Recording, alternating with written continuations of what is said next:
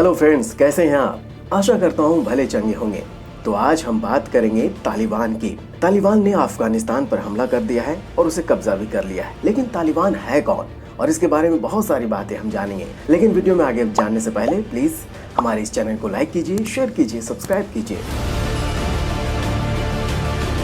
अफगानिस्तान से रूसी सैनिकों की वापसी के बाद 1990 के दशक की शुरुआत में उत्तरी पाकिस्तान में तालिबान का उभार हुआ था। पश्तो भाषा में तालिबान का मतलब होता है छात्र, खासकर ऐसे छात्र जो कट्टर इस्लामी धार्मिक शिक्षा से प्रेरित हो। कहा जाता है कि कट्टर सुन्नी इस्लामी विद्वानों धार्मिक संस्थाओं के सहयोग से पाकिस्तान में इसकी बुनियाद खड़ी की थी। तालिबान पर देवबंदी विचारधारा का पूरा प्रभाव है। तालिबान को खड़ा करने के पीछे सऊदी अरब से आ रही आर्थिक मदद को जिम्मेदार माना गया था। शुरुआती तौर पर तालिबान ने ऐलान किया कि इस्लामी इलाकों से विदेशी शासन खत्म करना, वहाँ शरिया कानून और इस्लामी राज्य स्थापित करना उनका मकसद है। शुरू में सामंतों का अत्याचार, अधिकारियों के करप्शन से आजीज जनता ने तालिबान में मसीहा देखा और कई इलाकों में कबायली लोगों ने इनका स्वागत किया। लेकिन बाद में कट्टरता ने तालिबान की लोकप्रियता भी खत्म कर दी। लेकिन तब तक तालिबान इतना पावरफुल हो चुका था कि उसे निजात पाने की लोगों की उम्मीद खत्म हो गई। शुरुआती दौर में अफगानिस्तान में रूसी प्रभाव खत्म करने के लिए तालिबान के पीछे अमेरिकी समर्थन माना गया। लेकिन 1911 के हमले ने अमेरिका को कट्टर विचारधारा की आंच महसूस कराई और वो खुद इसके खिलाफ जंग में उतर गया। लेकिन काबुल, कंधार जैसे बड़े शहरों के बाद पहाड़ी और कबायली इलाकों से तालिबान को खत्म करने में अमेरिकी और मित्र देशों की सेनाओं को पिछले 20 साल में भी सफलता नहीं मिली। खासकर पाकिस्तान से सटे इलाकों में तालिबान को पाकिस्तानी समर्थन ने जिंदा रखा और आज अमेरिकी सैनिकों की वापसी के साथ ही तालिबान ने फिर सिर उठा लिया और तेजी से पूरे अफगानिस्तान पर कब्जा जमा लिया। तो कौन है तालिबान का नेता? तालिबान कट्टर धार्मिक विचारों से प्रेरित कबायली लड़ाकों का संगठन है। इसके अधिकांश लड़ाके और कमांडर पाकिस्तान, अफगानिस्तान के सीमा इलाकों में स्थित कट्टर धार्मिक संगठनों में पढ़े लोग, मौलवी और कबायली गुटों के चीफ हैं। घोषित रूप में इनका एक ही मकसद है, पश्चिमी देशों का शासन से प्रभाव खत्म करना और देश में इस्लामी शरिया कानून की स्थापना करना। पहले मुल्ला उमर और फिर 2016 में मुल्ला मुख्तर मंसूर की अमेरिकी ड्रोन हमले में मौत के बाद से मौलवी हिब्तुल्ला अखुनजादा तालिबान का चीफ है। वो तालिबान के राजनीतिक, धार्मिक और सैन्य मामलों का सुप्रीम कमांडर है। हिब्तुल्ला अखुनजादा कांधार मदरसा चलाता है और तालिबान की जंगी कार्रवाइयों के हक में फतवे जारी करता था। 2001 से पहले अफगानिस्तान में कायम तालिबान की हुकूमत के दौरान वो अदालतों का प्रमुख भी रहा था। उसके दौर में तालिबान ने राजनीतिक समाधान के लिए दोहा से लेकर कई विदेशी लोकेशंस पर वार्ता में भी हिस्सा लेना शुरू किया। सत्ता हस्तांतरण की बातचीत के लिए काबुल पहुंचा तालिबान कमांडर मुल्ला अब्दुल गनी बरादर तालिबान में दूसरी रैंक पर है और इसी के अफगानिस्तान का राष्ट्रपति बनने की सबसे ज्यादा संभावना जताई जा रही है। ये तालिबान का राजनीतिक प्रमुख है और दोहा में लगातार अफगानिस्तान को लेकर तालिबान की ओर से बातचीत में शामिल होता रहा है। ये 1994 में बने तालिबान के 4 संस्थापक सदस्यों में से एक था और संस्थापक मुल्ला उमर का सहयोगी रहा है। ये कई लड़ाइयों को कमांड कर चुका है।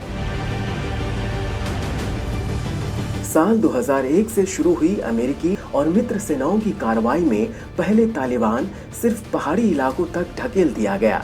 लेकिन 2012 में नाटो बेस पर हमले के बाद से फिर तालिबान का उभार शुरू हुआ। 2015 में तालिबान ने सामरिक रूप से महत्वपूर्ण कंडूज के इलाके पर कब्जा कर फिर से वापसी के संकेत दे दिए। यह ऐसा वक्त था जब अमेरिका में सेनाओं की वापसी की मांग जोर पकड़ रही थी। अफगानिस्तान से अमेरिका की रुचि कम होती गई और तालिबान मजबूत होता गया। इसी के साथ तालिबान आतंकी संगठनों, पाकिस्तान की सेना और ISI की खुफिया मदद से पाक सीमा से सटे इलाकों में तालिबान ने अपना बेस मजबूत किया। अफगानिस्तान से लौटने की अपनी कोशिशों के तहत 2020 में अमेरिका ने तालिबान से शांति वार्ता शुरू की और दोहा में कई राउंड की बातचीत भी हुई। एक तरफ तालिबान ने सीधे वार्ता का रास्ता पकड़ा तो दूसरी ओर बड़े शहरों और सैन्य बेस पर हमले की बजाय छोटे छोटे इलाकों पर कब्जे की रणनीति पर काम करना शुरू किया। अप्रैल 2021 में अमेरिकी सेनाओं की वापसी के बाइडेन के ऐलान के बाद तालिबान ने मोर्चा खोल दिया और 90,000 लड़ाकों वाले तालिबान ने 3 लाख से अधिक अफगान फौजों को सरेंडर करने को मजबूर कर दिया। अफगान राष्ट्रपति अशरफ गनी, उनके प्रमुख सहयोगियों, तालिबान लड़ रहे प्रमुख विरोधी कमांडर अब्दुल रशीद दोस्तम और कई वॉरलॉर्ड्स को ताजिकिस्तान और ईरान में शरण लेना पड़ा है। तालिबान के कब्जे के साथ ही काबुल में अफरा तफरी मच गई है। लोग शहर छोड़कर भाग रहे हैं। 20 साल बाद सत्ता में लौटे तालिबान को लेकर लोगों में खौफ क्यों है, ये जानने के लिए 23 साल पीछे चलना होगा। 1998 में जब तालिबान ने अफगानिस्तान की राजधानी काबुल पर कब्जा कर देश पर शासन शुरू किया तो कई फरमान जारी किए। पूरे देश में शरिया कानून लागू कर दिया गया और न मानने वाले को सरेआम सजा देना शुरू किया। विरोधी लोगों को चौराहे पर लटकाया जाने लगा। हत्या और यौन अपराधों से जुड़े मामलों में आरोपियों की सड़क पर हत्या की जाने लगी। चोरी करने के आरोप में पकड़े गए लोगों के शरीर के अंग काटना, लोगों को कोड़े मारने जैसे नजारे सड़कों पर आम हो गए। मर्दों को लंबी दाढ़ी रखना, महिलाओं को बुर्का पहनने और पूरा शरीर ढक कर निकलना अनिवार्य कर दिया गया। घरों की खिड़कियों के शीशे काले रंग से रंगवा दिए गए। टीवी, संगीत और सिनेमा बैन कर दिए गए। 10 साल से अधिक उम्र की लड़कियों के स्कूल जाने पर रोक लगा दी गई। बामियान में बुद्ध की ऐतिहासिक मूर्ति को तोड़कर तालिबान ने धार्मिक कट्टरता भी दुनिया को दिखाई। तालिबान के इस शासन को मान्यता देने वाले 3 देश थे, पाकिस्तान, सऊदी अरब और UAE। तालिबान की मुख्य ताकत है कट्टर धार्मिक संस्थाएं। मदरसे से जो उनके विचार को सपोर्ट कर रहे हैं, यहीं से तालिबान लड़ाके तैयार हो रहे हैं। लेकिन इन सबसे ज्यादा पाकिस्तान सेना और ISI की सीक्रेट मदद तालिबान के लिए मददगार साबित हुई है। अफगानिस्तान को लेकर अंतर्राष्ट्रीय रुख भी असमंजस वाला है। अमेरिका और मित्र देशों की सेना की वापसी के ऐलान ने अफगानिस्तान को जैसे थाली में परोसकर तालिबान के सामने पेश कर दिया। रूस तालिबान को लेकर बहुत स्पष्ट नहीं है। अमेरिकी प्रभुत्व खत्म करने के लिए तालिबान के उभार से जहां रूस खुश है, वहीं पड़ोस के ताजिकिस्तान, उज्बेकिस्तान जैसे रूसी प्रभाव वाले देशों के लिए खतरे के रूप में भी वो तालिबान को देख रहा है। पाकिस्तान तालिबान के पीछे है और ऐसे में चीन को भी तालिबान शासन में अफगानिस्तान में प्रभाव बढ़ने की संभावना दिख रही है। भारत की स्थिति काफी संवेदनशील है।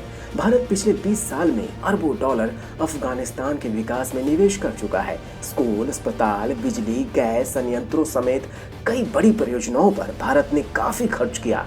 लेकिन अब तालिबान शासन आने से ये सब खत्म हो चुका है। एयर इंडिया के कई विमानों से भारतीयों को स्वदेश लाया जा रहा है। डिप्लोमेट्स को सुरक्षित निकालना बड़ी चुनौती है। तालिबान के पिछले शासन में कंधार विमान कांड की आंच भारत भुगत चुका है। दुनिया देखती रह गई और तालिबान ने हथियारों के दम पर अफगानिस्तान पर कब्जा कर लिया। अफगानिस्तान के 3 करोड़ 84 लाख लोगों की आजादी, मानवाधिकार के मसले सब बर्बरियत के आगे सरेंडर कर गए। अब लोग इस बात को देखने को उत्सुक हैं कि आने वाले दिनों में क्या तालिबान फिर 20 साल पुरानी बर्बरियत का शासन दिखाएगा या बदले हुए वक्त में उसके कामकाज के तरीकों में कोई बदलाव आएगा। और क्या तालिबान शासन में फंसे लोगों की सुरक्षा के लिए अंतर्राष्ट्रीय समुदाय कोई कदम उठाने की जहमत करेगा।